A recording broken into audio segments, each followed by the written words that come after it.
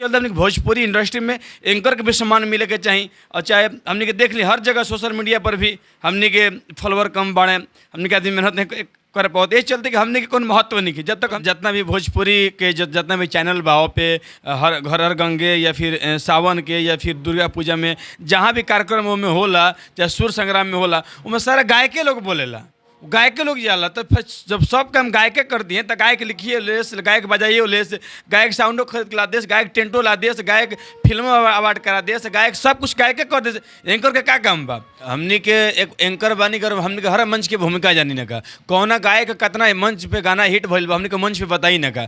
जब हम आपके परिचय हम करावत नहीं तो गायक के भी अधिकार बा कि हमनी के वो फिल्म अवार्ड शो में हमनी के लोग बुलावे और हमनी के सम्मानित करे। इस चलते कि हमनी के हर तरीके से हमनी के मतलब परिचय दी न का। दूसरा का बात ही कि हमनी के पूर्णतः अधिकार बा। ऐसे हमनी के भी इंडस्ट्री कहीं क्या, गीतकार लोग भी कई लोग राजनीतिक में बा, गायक लोग भी बा, म्यूजिशियन लोग भी बा, एक कई ऐसे लोग बा जो राजनीतिक में बा, कोई एंकर ही बाणे जो राजनीतिक में नहीं खन। हमें भोजपुरी फिल्म अवार्ड करावेला उनके से आग्रह बा। और हमारा कहीं नहीं कहीं, लेकिन भोजपुरी में जो भी बेहतर एंकर बा, जो यंग एंकर बा, जो अभी स्टार्टिंग निकलत था, या फिर जो पुराना एंकर बा जरा हमने सीखी ना का, जरा हमने गार्जियन बा, उनका लोग के हमनी के मंच पे सम्मानित करे के चाहिए। और वो मंच पे हमनी के कितना भी बड़ा मंच चुके वो हमनी के मंच पे बोले के मौका मिले के चाहिए। समाज सेवा करी ना। और उम्मीद बा आवे वाला समय में कि हम एंकर के महत्व के बड़ा करके बनाई खड़ा करब। और एंकर डे भोजपुरी में सबसे पहले हम मनैनी। नमस्कार, रावा देखो तनी शताक्षी न्यूज़। और अभी जे हमरा पास मौजूद बा, आज चाहे भोजपुरी इंडस्ट्रीज होके चाहे कोनो इंडस्ट्रीज होके परिचय के मुहताज नहीं है। गली गली में शोर बा ऋतिक रोशन जी के, और बच्चा बच्चा ऋतिक रोशन जी के पहचानेला। सबसे पहले हमारा न्यूज़ में स्वागत बा। जितना भी है चैनल के द्वारा, न्यूज़ के द्वारा जो भी लोग भोजपुरी सुनेला देखेला, सबके नमस्कार बा। ताकि आप सबके ही बदौलत हमने आज खड़ा बनी का। अच्छा, भोजपुरी एंकर के साथ साथ और भी काम बा, लेकिन आज भोजपुरी मुद्दा पे हमने के बातचीत कई जाई। हम हर एक जगह कार्यक्रम में आदमी जाला, चाहे जहाँ कहीं भी जाला, एंकर के मुख्य भूमिका रहेला। लेकिन आजकल के भोजपुरिया मिजाज के जो जितना भी कलाकार हो गए बड़े, चाहे जो भी अवार्ड्स हो रहा बा, चाहे भोजपुरी फिल्मांची के अवार्ड्स होत होके, चाहे भोजपुरी सिनेमा के अवार्ड्स होत होके, ओकरा में एंकर के महत्व कहीं ना दिहल जाला। ओह विषय में रवा का कहल चाहब? देखिए, बहुत दुख के बात बा ताकि मंच के शुरुआत करे में सबसे बड़ा अहम हाथ केहू के होला तो एंकर के होला। और हम तो सामाजिक कार्यकर्ता भी बानी, समाज के लेके हमेशा चली ना, हर जाति धर्म के भी हम देखी ना, हर अवार्ड से होला, भोजपुरी में भी, हिंदी में भी, हर जगह होला। तो जब भोजपुरी में अवार्ड से होला तो भोजपुरी के ही गायक लोग एंकर बन के अवार्ड शो में बोलेला। उनमें गीतकार के सम्मानित कल जाला, म्यूजिक डायरेक्टर के कल जाला, कंपनी मालिक कल जाला, कॉमेडी जे करेला ओकरा के कल जाला, गायक लोग तो मतलब भूमिका बात कल जाला। लेकिन कहीं ना कहीं हमनी के भोजपुरी खातिर दुर्भाग्य के बात बा कि एंकर के महत्व हमनी के हर मंच पे सबसे बड़ा बा।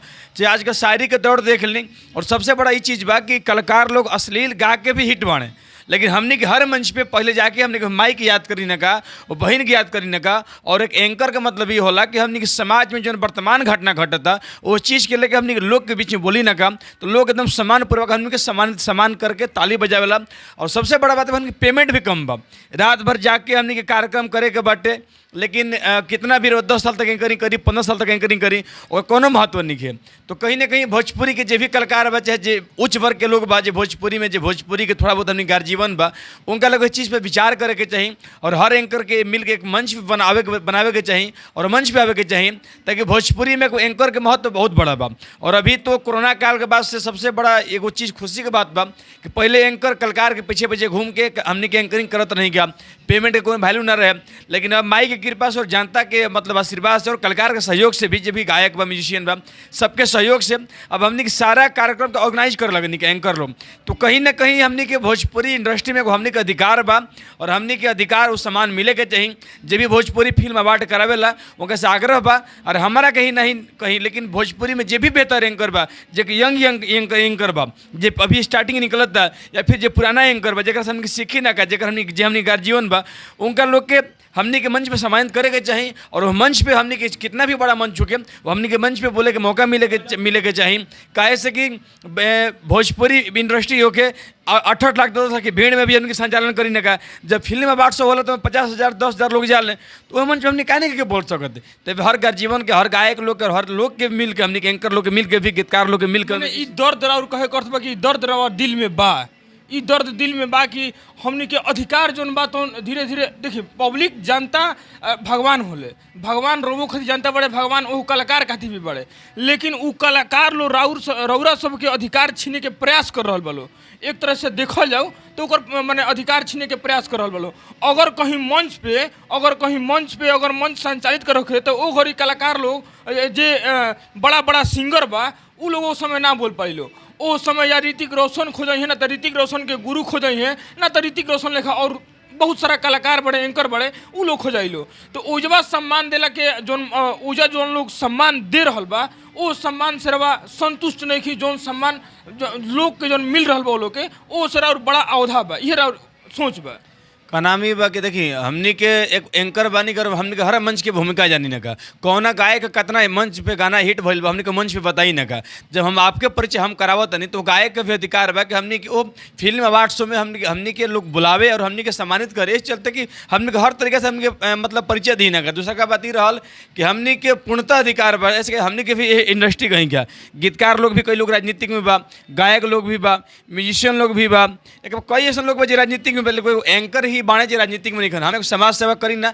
और उम्मीद बा आवे वाला समय में कि हम एंकर के महत्व के बड़ा करके बनाई खड़ा करब और एंकर डे भोजपुरी में सबसे पहले हम मनैनी। तो हमनी के गांव में लोग एंकर के मतलब नहीं समझ पाते एंकर के मतलब का होला। लोग जानला कि जे माइक धक दो शब्द बोल दे वही एंकर बाटे, लेकिन ऐसा कोनो बात नहीं है। खातिर बड़ा अंदर तक पढ़े के पड़ेला। हमनी के इतिहास भूगोल प्राचीन मन महाभारत की कहानी, रामायण की कहानी, फिर से महाराणा प्रताप की कहानी, पृथ्वीराज चौहान की कहानी, गौतम बुद्ध की कहानी, फिर रविदास जी के कहानी, बाबा साहब की कहानी, महात्मा गांधी की कहानी, सब पढ़े के पड़ेला। हमनी के टाइम देवे के पड़ेला। जितना आदमी पढ़ाई में हमनी के ध्यान दी ना का ओकरा से कहीं बेसी हमनी के एंकरिंग में ध्यान देवे के पड़ेला। और एक एक शब्द हमनी कहीं फास्ट बोले के बा, कहीं सोलो बोले के बा, कहाँ पे क्वेश्चन शब्द गिरावे के बा, कोना पे हर्षई दीर्घई का रही, ये हमनी के सब चीज़ सोच के समझ के हमनी के बोले के बताए कि लोग एक बहुत ध्यान से सुनेला। इस चलते हमनी भोजपुरी इंडस्ट्री में एंकर के भी सम्मान मिले के चाहिए। और चाहे हमनी के देख ली हर जगह सोशल मीडिया पर भी हमनी के फॉलोअर कम बढ़े, हमनी के आदमी मेहनत नहीं कर पाते। इस चलते कि हमने के कोई महत्व नहीं की। जब तक हमने के महत्व ना मिली, जब तक हमने मान सम्मान ना मिली, तब तक हमने के एंकर और मेहनत ना करी। और भोजपुरी में कम से कम 1.5-2 एंकर बने और जकर संचालन भी अच्छा बटे, जकर शायरी भी लोग बोलेला और शायरी की शुरुआत बोले हम ही कोले रही और आज इंस्टाग्राम पर भी शायरी की शुरुआत कैले बने बोले खाती। तो तमाम शायरी बजे लोग सुनेला और प्यार देवेला, ताली बजावेला। जब दर्शक हमने के लाख लाख भीड़ में जब सुनता तो हमने के भी अधिकार बा कि हमने के भोजपुरी फिल्म अवार्ड में हमने के मान सम्मान मिले के चाहिए। हमने के कौन बेस्ट स्थान मिले के चाहिए कि हम कि एंकर के भी स्थान होला। ई ना कि माने जैसे स्टेज पर एंकर खोजाते रहे लेकिन जब अवार्ड्स होता तो एंकर के विलुप्त कर दिया जाता है कि एंकर हईले निखन भोजपुरी में कहीं भी। चाहे जब जितना भी भोजपुरी के जितना भी चैनल बाओ पे हर घर हर गंगे या फिर सावन के या फिर दुर्गा पूजा में जहाँ भी कार्यक्रम में होला, चाहे सूर्य संग्राम में होला, उनमें सारा गायके लोग बोलेला, गायक के लोग जाला। तो फिर जब सब काम गायक कर दिए तो गायक लिखिए लेस, गायक बजाइए लेस, गायक साउंडो खरीद के ला देस, गायक टेंटो ला देस, गायक फिल्मों अवार्ड करा देस, गायक सब कुछ गायक कर देस। एंकर के क्या काम बा? लेकिन इस सबसे बड़ा गलत काम कुछ गायक लोग के भी बा जो सीनियर सिटीजन के बा। और इस तरह के म्यूजिक डायरेक्टर को मतलब नहीं कि वो तो खुद छोट बा, रुआ लिया के जाते तो जाता न तो रुआ ना लिया के जाई तो रुआ ना जाई। सर्वेसरी भोजपुरी के जे भी मालिक वो गायक लोग बने। अश्लील गावत मंच पे करे तो हिट कलाकार के स्टार कलाकार के अवार्ड मिलता। खूब ढोड़ी के गीत गैले बने, खूब चोली के गीत गैले बने, लहंगा साड़ी के गीत गैले बने, खूब उनका अवार्ड मिलता। अच्छा रोज गीता महाभारत रामायण सब बोल के था मने इतिहास जे दिखा रहा बा, जे अपना मिट्टी के चीज के स्टेज तक लेके जा रहा बा, वो कलाकार के सम्मान नहीं दिया जात। और आजकल के तुक्ष चंद कलाकार लोग आओ तो लोग अपना स्टेडियम पावे खातिर मैंने कुछ भी करके चल जाता वो लोग के अवार्ड शो मिले लगता है। कुछ भी गा देता लो। अब हमारा ये सोची ना कभी उनका घर के लोग उस चीज़ सुनत हुई, उनका बहन सुनत हुई है, उनकर माई सुनत हुई है, कैसन लागत हुई। और हमनी के माई बाप बहन दोस्त कभी सुने ला हमनी के जे भी शायरी तमाम शायरी बा, बेटी हम सबसे ज़्यादा बोली ना, बेटा पर माई भी बोली ना, तो हम माई के भी सुने नहीं तो माई गर्व से बोले लागत है कि हमारा बेटा हमार अपन खानदान के नाम रोशन करता।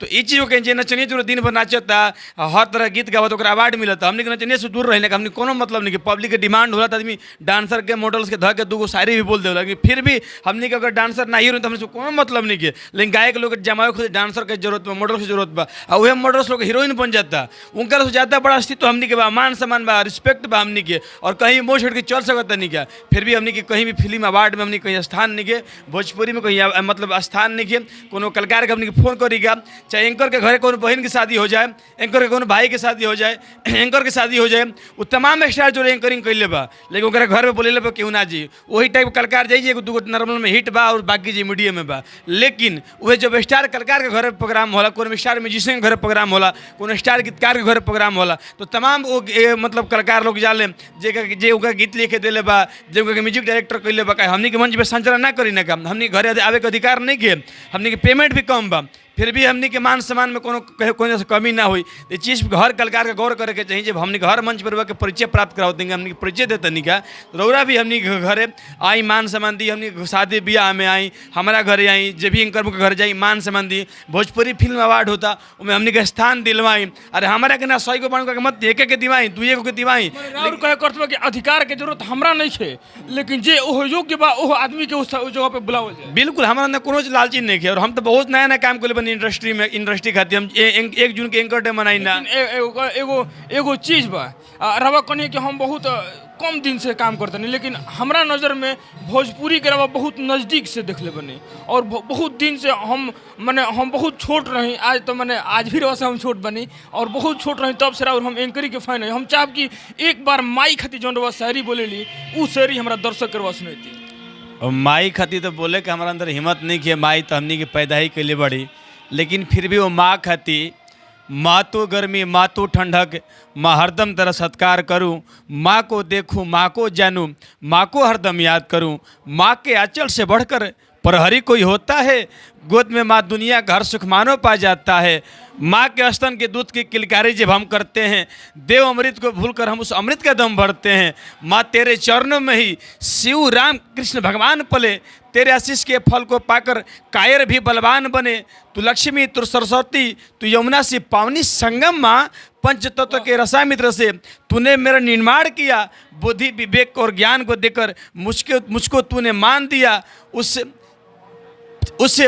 गलती रास्तों पर भी जाकर मेरा मन न घबराया माँ, माँ तू गर्मी माँ तू ठंडक, माँ हरदम तेरा सत्कार करूँ, माँ को देखूँ माँ को जानूँ या फिर माँ को हरदम याद करूँ। ये माँ के लिए है, और माँ से बढ़कर दुनिया में कुछ हो ही नहीं सकता है। एक माँ ही है हमें इस दुनिया में 9 महीने पहले हमको जानती है, और माँ से बढ़कर इस धरती पर कुछ नहीं हो सकता है। जीवन में जिसके हिस्से में माँ आती है ना, वो दुनिया के सबसे अमीर आदमी बन जाता है। वाह वाह, एगो भोजपुरी कलाकार के दर्द रहल है, उहे भोजपुरी कलाकार हो जे आज पावर स्टार पवन सिंह के नाम से जाना जाला, जे ट्रेंडिंग स्टार खेसारी लाल के नाम से जाना जाला, चाहे ओकर स्टार के कोनो थप्पा लाग जाए ओकरा ऊपर, वो स्टार के अगर स्टेज के माध्यम से अगर केहू के परिचय देवे होगी तो ऐसन के एंकर और ऋतिक रोशन जी लेखा एंकर के खोज होला और वजह से एंकर के उत्पत्ति होला। लेकिन आज भोजपुरी के स्तर कितना डाउन कर दिल गई बा कि जहाँ एंकर के स्थान देवे के चाहिए वजह से विलुप्त कल जा रहा बा। ये भोजपुरी के दर्शक जो हमारा चैनल पर देख रहा बड़े, उनका से अपील रही कि एंकर खातिर ये सिर्फ और सिर्फ एंकर की लड़ाई नहीं है, ये सिर्फ और सिर्फ एंकर खातिर लड़ाई नहीं है। रौरा घर के बेटा भी एंकर बन सकता, राउर पति भी एंकर बन सकता, राउर भाई भी एंकर बन सकता। तो वो जितना भी भोजपुरी दर्शक ये हमारा चैनल पर देख रहे बड़े, ये एंकर के साथ सहयोग करी और लड़ाई में साथ दी। ये हम अपना दर्शक से अपील करब, और बहुत जरूरी बा ऐसे कि भोजपुरी के इतिहास के पन्ना के दोहरावे वाला एंकर के स्थिति जोन आज के जोन तुच्छ कलाकार बड़े वो विलुप्त कर रहा बड़े वो मुद्दा से। भोजपुरी के रवा बहुत नज़दीक से देखले बनी, भोजपुरी में तमाम प्रकार के गाना बाज रहा। 2023 में बहुत सारा प्रकार के गाना बाज रहा, लेकिन रावा से एगो सवाल रही कि राउर सोच का बा कि 2024 में भोजपुरी में कैसन गीत बाजे के चाहिए। देखिए वो सबसे बड़ा दुख की बात ये बा कि आजकल इंस्टाग्राम पे हथियार का गाना, मतलब रंगदारी के गाना, जिला के भतार जिला हई है, कट्टा पे जिला के रंगदार के भारा पे हथियार दीना सब ठीक। ये सब गाना हमने के आवेला समय खातिर वर खातिर नौजवान लड़कन खातिर सबसे खराब चीज़ बा। आजकल वह सब लड़का गाना सुन सुन के एक दूसरे से झगड़ा कर देता रहा। जतिवाद थोड़ा बहुत कम भइल तब रंगदारी वाला गाना आवे लगल। वो जतिवाद से भी सबसे बड़ा जहर बार जो लड़का डांड में पिस्टल लेके वीडियो बना के ऐसा लहरावता वो प्रशासन से धरा देता ओकर घर के लोग परेशान बा। तब भोजपुरी के लोग से मुहे आग्रह करब कि सब जब भी स्टार्टअप वाला बा का भोजपुरी के वो गीत गाई जब हमने के माई बहन बैठ के सुन सके और जो समय पर भी जो चल रहा बा आगे कलयुग के समय बा जितना गलत चीज़ के प्रचार कर बहुत जल्दी हुई और सही चीज़ के प्रचार करे में समय लगी। लेकिन जब समय लगी तो जितना बेहतर हुई। आज भरत शर्मा जी के राष्ट्रपति सम्मानित कर गई और काहे ना कर गई हटे आगे भरत शर्मा टाइप गीत गावत है तब थोड़ा बहुत गलती सबको कैले पर मान ली लेकिन केहू रोज गलती करता ओकर कोनो गिनती नहीं है। आज वो फार्चूनर खरीद लेता टे आज कोई बड़ा बड़ा कार बंगला खरीद लेता।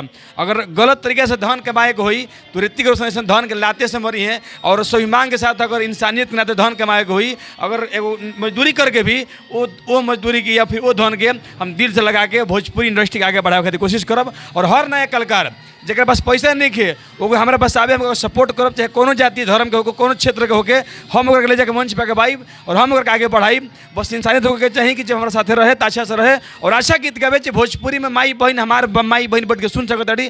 जे भी नया कलाकार बा लागत जेकर हमके दबावल जाता है बड़ कलाकार के द्वारा वो हमारे पास आवे हम ओकरा के मदद करब। ये भोजपुरी खातिर सबसे बड़ा चीज़ बाटे और हम एक दूसरे के सहयोग करब जे भी और करबो करी ना हर नया कलाकार के सहयोग करी ना और हर कोई की इज्जत करी ना और सबके स्वाभिमान रही। और फिर से एक बार रिक्वेस्ट रही कि एंकर के भी सम्मान मिले के चाहिए और इंडस्ट्री में जितना भी मान सम्मान कलाकार के बा अपने को एंकर के होके चाहिए। हमने की भी बहुत मेहनत करके एंकरिंग करी ना रात भर रियाज करके पढ़ला और गायक लोग तो देख के गाना गावेला हमने की बिना देखले बोले के बा हर तरह के जो भी जो लोग डिमांड कौन पब्लिक डिमांड के तो बिना देखले बोले के बिना देखले अच्छा बोले के बा। जाते जाते एगो हमारा लास्ट सवाल रही जितना जैसे रावर एंकरिंग में राव ऋतिक रोशन के एगो शोर बा एगो चर्चा बा एगो स्तंभ बा भोजपुरी खातिर और सही अपना क्षेत्र में का कहल जाए अगर देखल जाए तो माने हर एक नौजवान के दिल में रवा बसेनी ई सोच रवा मन में कहाँ से आयल कब से आयल ई हमारा दर्शक को थोड़ा सा बताइए। देखिए हम भी नौजवान बनी और हम वो लाइन से गुजरल बनी तो हम नौजवान के दुख दर्द समझ ले बने कि जब हमने की छोट रही ना का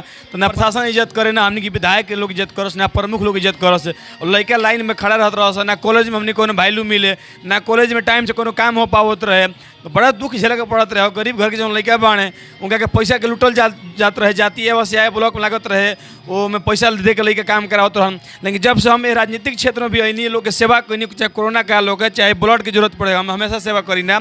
और जब हम छात्र नेता के जब हम जीवन में प्रवेश करी तो आज रोज जगदीशपुर चाहे ब्रह्मपुर विधानसभा क्षेत्र से भी चुतिया परिषद के चुनाव भी लड़े वाला बानी दक्षिणी भाग संख्या 14 से जो ब्रह्मपुर ब्लॉक में पड़ेला जी कहीं भी क्षेत्र में जाई और कोनो नौजवान लड़का अगर कह देश के ऋतिक रोशन आज भी हमारा से 1 रुपया ले ले काम करावे खातिर चाहे ऋतिक रोशन के रहते हमारे 1 रुपया ब्लॉक में थाना में अनुमंडल में लागल होके चाहे गलत तरीके से कोनो हमारा केस में नाम में फंसा दिया गए लोग ऋतिक लड़ाई ना लड़ ले गलत तरीके से हत्या हो गई लोग ऋतिक लड़ाई ना लड़ ले उतनी से हम जिंदगी भर उन लोग के गुलामी करब। 14 से 15 केस हमारे पास रहे सारा केस अब खत्म हो चुकल बा।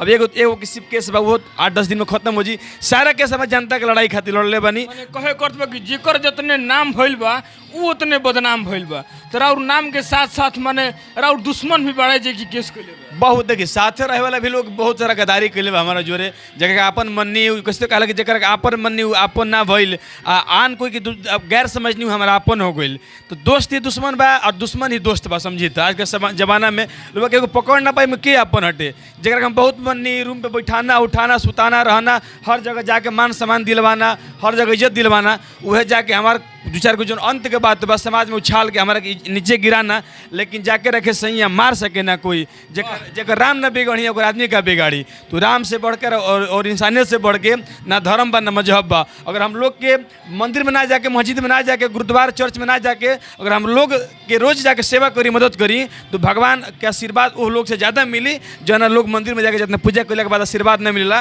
उतना लोग के सेवा कैले के बाद मिलेला। और हमारे अंदर कभी जतियाता नहीं है कभी धर्मवाद नहीं है और आज तक कभी कलाकार से कोनो विवाद नहीं अपना खातिर कोनो लड़ाई नहीं है हमरा खातिर कोनो लड़ाई नहीं है। भगवान के दिल सब कुछ बा पूर्वज के आज भी धन बा दौलत बा मान सम्मान बा स्वाभिमान बा और इतना जिगरा इतना हम क्षमता बाटे कि बिना एंकरिंग किए हुए भी हम लोग के सेवा कर सकते हैं। लेकिन हम सोचेंगे आपन जेब से पैसा लेके हम लोग के सेवा करी। घर से हम 2014 से लेकर 2024 साल से 10 साल पहले समझ लिया हम कैसे छोट होकम, वो घर से लेकर आज तक हम घर से 1 रुपये नहीं खिले, 2 रुपये दे दी ना, लेकिन जितना भी रुपया बा हम जनता का पैसा जानता हम डाल दी ना घर दी ना घर से ली ना। ये उम्र में तो हर कोई अगर नौकरी करे के चाहत रखी तो समाज में हमेशा नौकरी पैदा हुई है, और हर लोग समाज में नौकरी देवे खातिर अगर खड़ा हुई हैं तो कभी लोग बेरोजगार ना हुई, कभी नौजवान के दिक्कत ना हुई। और बहुत लोग कंपनी में भी भेजी ना, अच्छा अच्छा जॉब दिलवैले बनी, प्राइवेट जॉब दिलवैले बनी, बैंक में दिलवैले बनी, कितना बहन लोग के मदद के बनी कि जेकर पिताजी नहीं खन लड़की के भाई लड़का के वह दुकान में रखवाइले बनी, स्कूल में रखवाइले बनी, कितना कोचिंग फ्री में पढ़वाई ना। तो बहुत ऐसा सारा चीज़ के हम वीडियो बना के ना डाली ना ताकि सब अच्छा चीज़ नहीं के, लेकिन बस वो ऊपर वाला जे हमने ऊपर वाला देख रहा बड़े तो ई भोज अगर नेता के दृष्टि से देखल जाओ तो ये नवयुवक के दर्द बा, अगर एंकर के दृष्टि देखल जाओ तो ये एंकर के और एगो कलाकार के दर्द बा। तो हम उतने कहल चाहब कि यह नवयुवक और यह कलाकार के साथ जितना भी भोजपुरिया दर्शक यह चैनल पर देख रहे बड़े तो साथे मिल के सपोर्ट कर जाओ और ऋतिक रोशन जी के आगे बढ़ाओ जाओ। तो फिर ऐसन के वीडियो और ऐसन के एपिसोड के साथ आप सबसे मिलब, तब तक खातिर धन्यवाद।